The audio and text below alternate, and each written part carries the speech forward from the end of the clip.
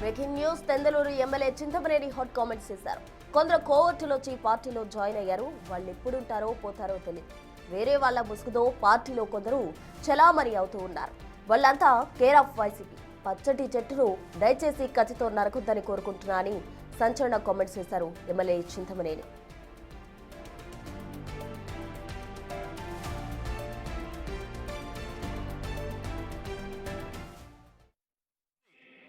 కోవర్ట్లు వచ్చి పార్టీలో జాయిన్ అయ్యారు. వాళ్ళు ఎప్పుడు ఉంటారో ఎప్పుడు పోతారో ఏమవుతారో ఎవరికీ తెలియదు. Care of address YSR. కానీ పార్టీలో ఉండేది మణి ముసుగులో ఉండి మణి చెట్టును మాత్రం మణి కత్తితో నరకొద్దని మిమ్మల్ని కోరుకుంటా ఉన్నాను.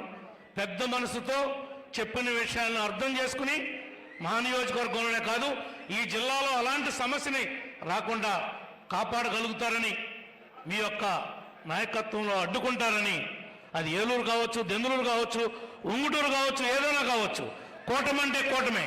కూటమంటే బీజేపీ, తెలుగుదేశం, జనసేన తప్ప వేరే వాళ్ళు ఈ పార్టీలో చలామణి అవటానికి వేరే ముసుగుతో ప్రయాణం చేస్తున్నారు. ఆ విషయాలన్నీ మాజీ అధ్యక్షుల వారికి బాగా ఎరుక.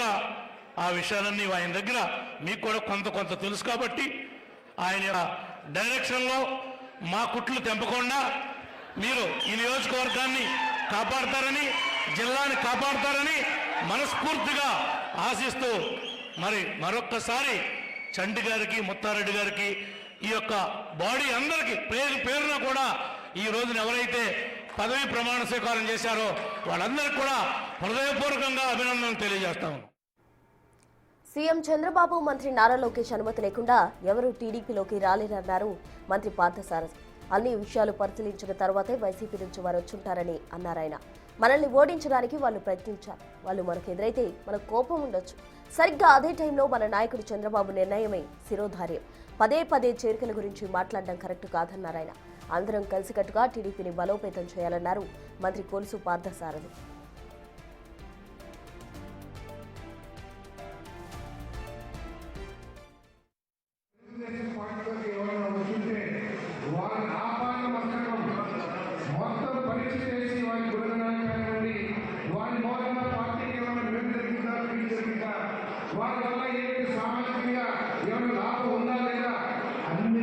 పరిశీలించిన తర్వాత ముఖ్యమంత్రి గారి ఆమోదంలో, మన యువనేత లోకేష్ గారి ఆమోదంలో ఎవరైనా వచ్చింటారు వైఎస్ఆర్ కాంగ్రెస్ పార్టీ గురించి మన పార్టీలోకి.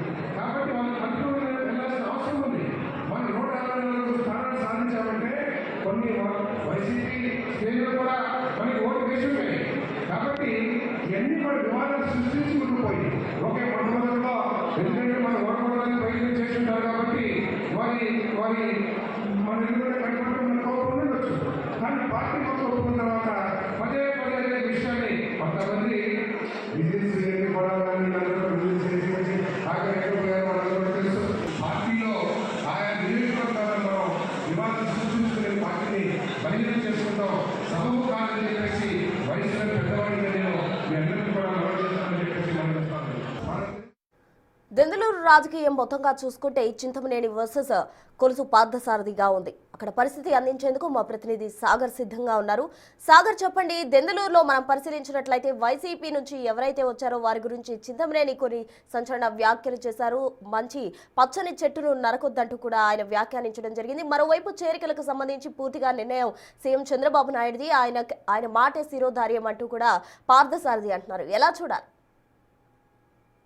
ఏలూరు జిల్లా టీడీపీ అధ్యక్షుడిగా బడేటి చంటి ప్రమాణ స్వీకారంలో ఏలూరులోని క్రాంతి కళ్యాణ మండపంలో ఏర్పాటు చేశారు. దీనికి సంబంధించి ఏలూరు జిల్లా వ్యాప్తంగా ఉన్నటువంటి టీడీపీ ఎమ్మెల్యేలతో పాటుగా మంత్రి కొలుసు పార్థసారథి సైతం హాజరయ్యారు. అయితే చింతమనేని ప్రభాకర్ కొన్ని మాటలు కీలక వ్యాఖ్యలు చేశారని చెప్పుకోవచ్చు.